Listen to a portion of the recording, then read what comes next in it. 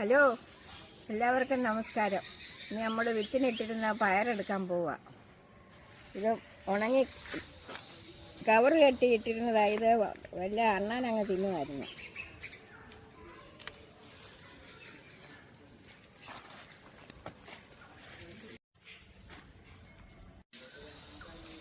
ഇത് നമുക്ക് 2 മാസം കഴിയുമ്പോൾ ഇനിയും വേറൊരിടത്ത് ഈ പയറിട്ടാൽ ഇത് ശരിക്കും ഉണ്ടാകും.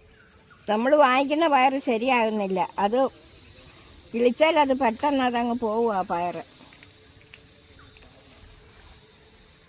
കവറിനകത്ത് അവർ നല്ലതാണെന്ന് പറഞ്ഞുകൊണ്ട് തരും. തന്നു കഴിഞ്ഞാൽ നമ്മളിട്ട് വളവും ഇട്ട് വെള്ളവും കോരി പന്തലും ഇട്ടെല്ലാം കഴിയുമ്പോൾ പിന്നെ അതില്ല.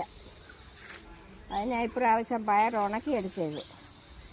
നമ്മുടെ പയറാവെങ്കിൽ ഇത് നല്ലതുപോലൊക്കെ പയറുണ്ടാകും.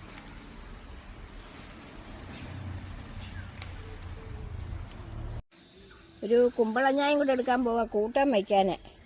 ഇത് ഈ പരുവത്തിനടുത്തെങ്കിൽ നമുക്ക് കൂട്ടാൻ വയ്ക്കാൻ കൊള്ളാവൂ. പിന്നെ ഇതിൻ്റെ തോട് മൂത്താൽ പിന്നെ ഇതിൻ്റെ മാംസം വലുതായിട്ട് നമുക്ക് കിട്ടത്തില്ല. അതിനാണ് ഈ പരുവത്തിനെടുക്കുന്നത്.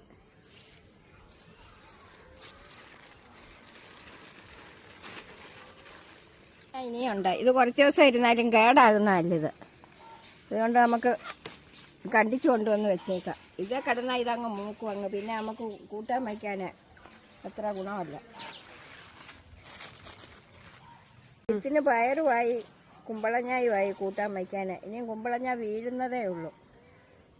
ഇതുപോലെ പരുവാകുമ്പോൾ കുമ്പളങ്ങ എടുക്കണം. എന്നാലേ നമുക്ക് കൂട്ടാൻ വയ്ക്കാൻ കൊള്ളാവൂ. കച്ചവടത്തിൽ നിന്നൊക്കെ കൊണ്ടുവരുന്ന ഇതെല്ലാം മൂത്ത് കഴിഞ്ഞതാണ് നമ്മൾ വാങ്ങിച്ചുകൊണ്ട് വരുന്നത്. അന്നേരം പകുതി അങ്ങ് വെട്ടിക്കണ്ടിച്ച് കളയും, പകുതി എടുക്കും.